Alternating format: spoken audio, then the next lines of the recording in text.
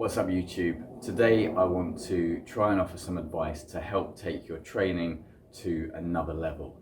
If you stagnated, if you plateaued, if you're bored by what you're doing in the gym, then here are going to be a few different things to try out, but also to think about. Never be ashamed to sort of look up, check out, reworking an exercise and practicing a form, a different method, because some things definitely work for you, some things definitely don't.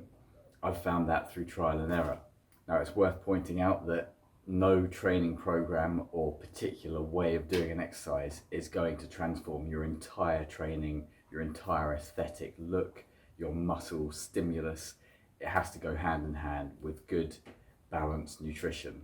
I don't mean eating boring chicken, broccoli and rice every single day, 6 times a day, but a knowledge about your macros, your intake, versus your energy expenditure in the gym and everything else you're doing during the day. That hand in hand with a good workout program that keeps you motivated, that hits the muscles in the right way, that works the full range of motion, which is one of the tips that I'll get onto in a minute, is key. Let's start off with everyone's favorite, the bench press, but specifically dumbbell bench press. Okay, think about it this way. If you're constantly pressing that same movement, the muscle's going to get used to that. Not much is going to happen several weeks, several months down the line if you don't change it up a bit, if you don't ask your body, ask the muscle to do something a little bit more different, whether that be the weight, the load, the intensity, how many reps you're doing, rest time, that sort of thing. But there's one small tip and one small trick I've just started trying out, and the feeling, the engagement I have mentally with this has transformed it.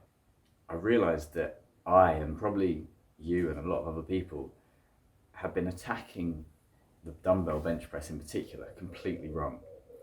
Because it's on a push day, you're thinking, okay, I'm pushing weight, I'm pushing. The muscle is pushing that weight away from me, and then I'm controlling it on the eccentric. But you're not. Because muscles only pull. Think about that for a minute. Even on a chest press, a muscle is only pulling. What it's doing is pulling from your eccentric position your arm as a lever across and up, like that. So you're not pressing, it's a pull. Imagine almost like a tug of war from the muscles starting here, have got ropes, strands, the muscle fibers are going all across your chest here. When you're loaded out like that, those muscle fibers are yanking, they're really pulling hard on this arm to bring it over. So if you think about that now in a dumbbell chest press situation, you're no longer just pressing the weight up, you're now pulling that weight across your body. If you think about that pulling motion of the pec, pulling that weight across, you're going to immediately have a better arc of movement rather than just straight up and down. If you only train in a shortened range of motion, which we'll come on to a few other exercises as well, then that's the only part of the muscle that you're going to be stimulating, and you won't get that full chest look that everyone wants. This whole notion of muscles only pulling can be applied to so many others. So go into the gym, try it for yourself, and actually think about that muscle, whether it be your chest, whether it be your shoulder muscles, pulling the weight up. If you're doing a lateral raise, you think, I'm sort of throwing that weight up like that. But rather than that, think about all of the deltoid muscles, how small they are as well in your arm, in your shoulder, that they sort of essentially start here, end here. They're pulling up on your bone. They're trying to lift that arm. So if you think about that point there, they've got to lift all of that whole arm and the weight on that, then you may actually think about dropping the weight and being kinder to your deltoids and your shoulders, because everyone who I've ever met in the gym has always at some point suffered from shoulder injuries. And it's no wonder when we overload the deltoids in particular, and obviously the rotator cuff and everything else that's going on here in the complicated joint, to throw up that weight as much as possible when you're asking that small group of muscles to work a lever as long as your arm added to the weight at the end of it. Another tip that, if anyone's ever seen me train in the gym, will know is a decent warm-up. Not just for the muscle group that you're going to be working. I genuinely think you should warm up your entire body, get the movement going, search your body, whether it be on the treadmill and then doing some dynamic work on the TRX, rolling out. Find out where hurts, what feels good, because that will give you an inclination about how best to make that workout the best it possibly can be for you on that day. Because we all have aches, we all have different pains. Some of them turn up like even when you haven't injured yourself. Focus on that warm up, mentally and physically preparing you. Calf raises. The most abused and misused machine probably in the gym, because you see people with the smallest range of motion only flexing half their calf muscle, or you see people bouncing and thinking that's an Achilles tendon about to rupture. Training on the calf muscle machine, think of that range of motion, slow it down, extend that movement and exacerbate it on the lighter weight during your warm-up to find your full range of motion, to really stretch it out before loading it up as an ego exercise, because genuinely you're not doing yourself any favors. The reason for that is because your calf muscles and everyone's calf muscle tightness, because they're not working the full range of motion, will inhibit your squat potential. And that is massively important for so many reasons. And squatting better applies for both muscle gain and fat loss. Because if the squat is stronger, then obviously you can increase the weight, your strength improves, whether you're training for hypertrophy or maximal strength and power, that's going to be a great benefit to you. Or if you're training for fat loss, you'll be able to work more of the muscle, you'll be able to lift more and burn more calories. So get your calves mobile by working that full range of motion. And what that does is help your ankle mobility increase. Angles for working your muscles. We tend to do flat, incline and decline bench press, but when it comes to other muscle groups, we don't vary that angle so much. Why is that? Because it can be a massive benefit. And again, if you've plateaued in your training, this will really focus the stimulus on particular muscle groups. So let's think about the leg press. Standard leg press, you're going to press from the middle of the platform. That tends to be, the safe place to go. That's where we're taught. That's absolutely fine. But by making small adjustments by a few inches, you can transform that leg press into being a quad-based workout or focusing on your hamstrings. So if you move your feet several inches down the platform, you're going to really focus on your quads. Ankle mobility comes back to this. And how do we train our ankle mobility? Calf muscle activation, that full range of motion. So if you do struggle with having good ankle flexion, then work on that first. Your toes and your knees should just about still be in line with each other, but it's safe, it's okay for your knees to go over the line of your toes.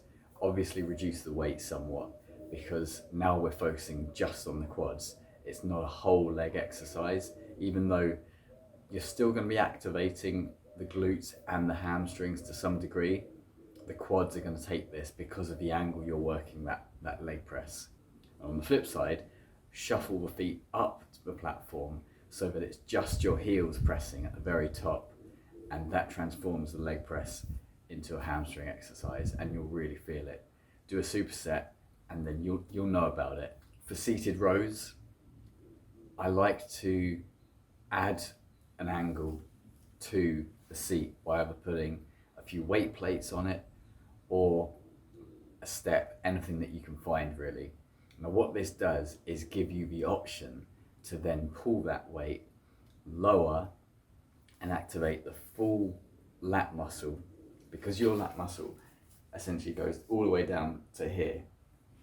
So if you're pulling lower by sitting up higher, you can engage more of that full lat muscle. Because you're also sitting higher, you can pull it up and almost turn it into not quite a face pull, but exercise those rhomboids and your upper traps more than just for lats, almost turning it into a shoulder exercise, and develop a better posture because you're working your posterior muscles here to counteract the protraction from shoulder and chest exercises. So work those angles. Look at those machines, because those machines in the gym are not built for your body. They're built for everybody, okay? So there's going to be a bit of hit and miss there. Some machines won't really work for you because your arm length or leg length is not the same as the other person. Breakfast shake, by the way, decaf coffee, don't hate me. Sweetened soy milk, because I don't mind the macros of the added sugar in sweetened soy milk. I like the taste of it. And out of all the plant milks, if you're that way inclined, soy is the only one that is a complete protein. Then I had a scoop of either vanilla or coffee or mocha flavored protein to add to that decaf coffee. Frozen banana, 120 grams, so between 20 and 24 grams of carbohydrate. Great way to start the day. A tip specifically for those wanting to lose weight, lose fat, to make their workouts more effective. Actually just think about how hard you're working in the gym. Think about what you're going in there to do. It might be arm day. You might then go and sit down, do a few bicep curls. And because it's arm day, you don't feel the need to warm up and stimulate the rest of your body.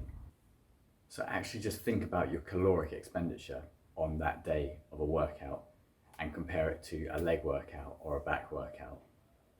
Because your caloric expenditure is going to be completely different. It's going to be so much lower. So not only in the gym will you be burning less calories, but that post-exercise caloric metabolic burn is also going to be lower. It will end far sooner than a workout that stimulated more muscles and been a lot more taxing to you. Get up from your bench between exercises, walk around, just keep yourself on your feet. Just all these little changes will really help. Think about ways to work your muscles where you're not sedentary.